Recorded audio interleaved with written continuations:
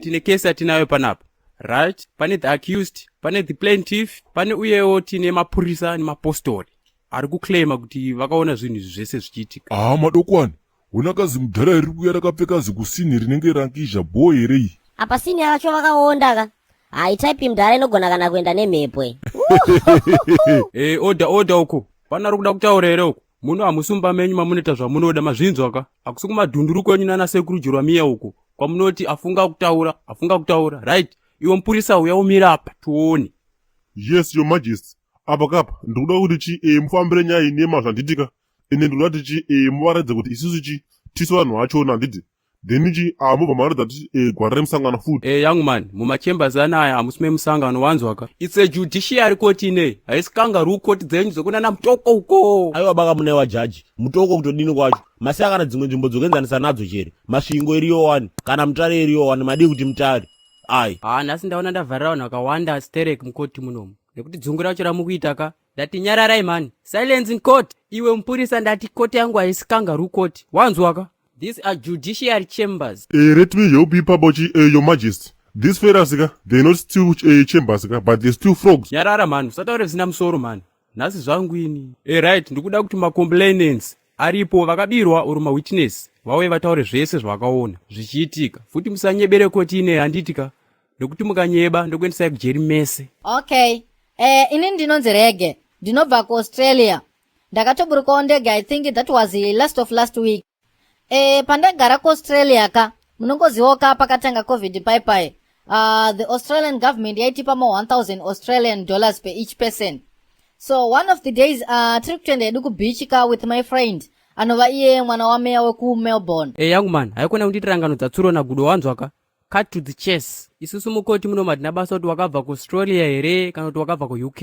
Oro even wakabva kudenga hatinei nazvo. Tiudzei kuti wakaonei. Okay. So taive takagara hedu katiri mumba. Ndikabva ndanzwa noise yehuku dzaichema panze. Inini according to my experience in Australia ka. No, I can't do this. Ndokumbirawo the second witness auye apa please. Apa hapana zvandiri kuita. No, inzwai munzwe kaganvosta. Mind your tone young man, ndokuendesa mukatiwe. Next witness tone. My honor, takange takatandara katiri mumba. Inini nemunin'ina wangu Rege uyu. Saka panguva dzodzoka, ndakangonzwa mweya waMwari uchingonditi buda panze. Ndichingobuda kudai. Ndonguva yandakabva kandaita Vine Station, Maikoro, Taikoro, Paskoro, Heri, ta. Tichinobuda panze kudai so. Kumbirawo mujekese munhu waMwari. Pamati Vine Station apo kuti mukurevei baba. My honor, mukaona ndave kutaura ndichidaroka. Ndinenge ndave kutotaura kana vana Gabriel vanondituma vari kumusoro kudenga.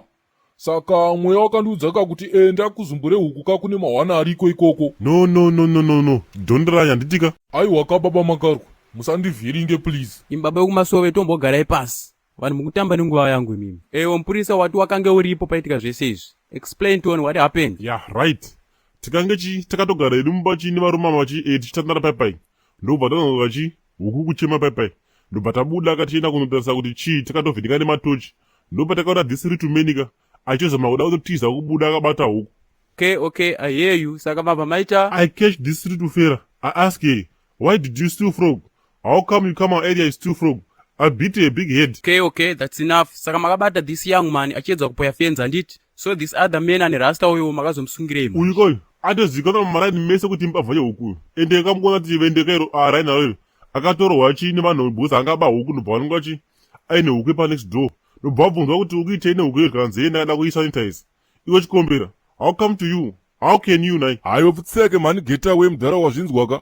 Ndakamboba huku kupi nini? Zino randakabviswa kuNazareta uku kondorawo kuti ndakarohwa ndichinge ndaba huku. Indava uri waikani mudhara iwewe, dzungu tumai. Chikombera. Wakutara naye uchidherera kudaro ndiani? Ukuziva here kuti ninika? I'm an officer of the law. Get away mani. Inzwa kamero. Ndine hopa ndina kana utomborara usiku hwese. Handiti wapedza usiku hwese uchiti shandura uchitirova. Madoko wani mazorara here paipai. Andinomborara ini.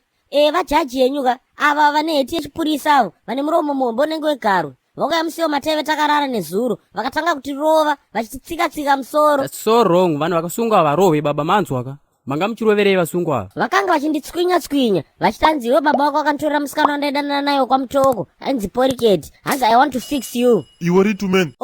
handiti mukuonaka vakutondityisidzira ndakusvika kutaura ini havazondiroveri ndakataura zvimwe. iwe wega wairore chimwana wangu he tetekera ndikunyepe. Oda.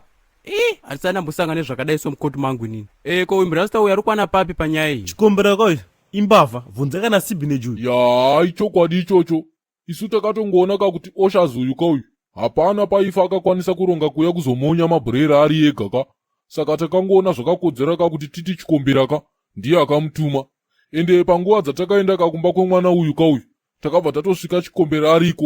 Aiwa hakuna coincidence yakadaro. Saka ni otherwords hamuna evidence yekuti murasta uyu aivepo handiti? Ehe zveshotere ipapo hona kamudhara jaji ina handikechemeche handimechekeche ndiriwo ndokondo shiri yehondo ende handibire munhu ini madoko wani takaguma kuonana rini zviye.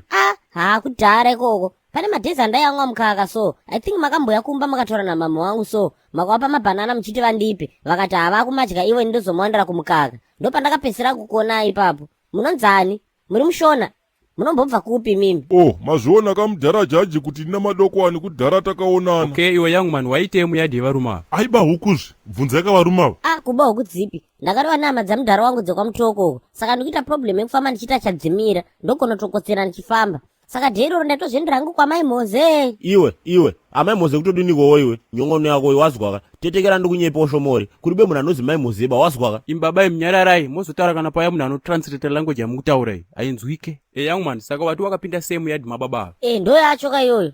Saka ndakatozongori kana ndatsikwa musoro ndikusha ndikutsikirwe chimusoro saka vakatondikwadza zingaite dautomhangara kuti ndakaitwa abomination. Inonzi asauti madoko wani. Ende kudzinza kwedu isusuka tiri mavegetarian hatidye nyama isusu ndoba zvihuku zvinenge zvitori nechicken pox hazvo ndozviitise chiyinini ndochii chakadaro ichocho. Imi vajaji tisotewo please toda kuenda kumba kunorara tinomborara usiku. Imimi mudhara imimika munyari manzwa musaite basa rekuda kuteerera vana vadiki. Takakuudzai kare sana sibhinechi kuti potai muchipa madhata gavakava hamuna kuteerera kamukaita nharo iko zvine zvaakukara maakutotitsvagira mhosva dzisipo apo. Iwe jaji usati westire time panapa hatina zuva resesu hakuna mhondi here kana marepista arikuda kutongwa kunzoku sona nesu maghetto yuti tisiyei tira kupinda muzviratine. Nayo mana isu vamwe tine mahomeka tine chida unoita kumba uko tofarira zvechikoro isu. Photosynthesis is the process whereby green plants manufacture their own food using carbohydrates, using nutrients. Young man uri innocent iwewe.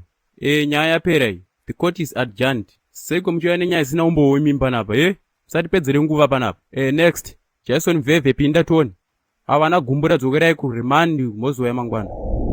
Moroi wanhumi makasimba chere.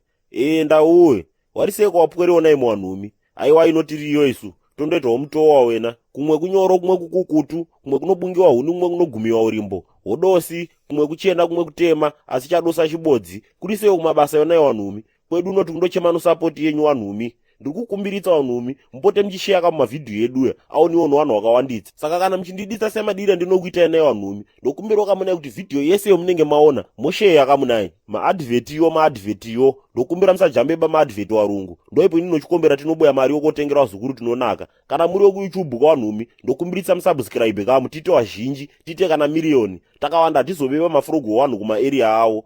Ndizvozvo mabuja ndokuditsai ende handichatuke vanhu baini mazuva ano hapana munhu endichambotuka baini ndizvozvo.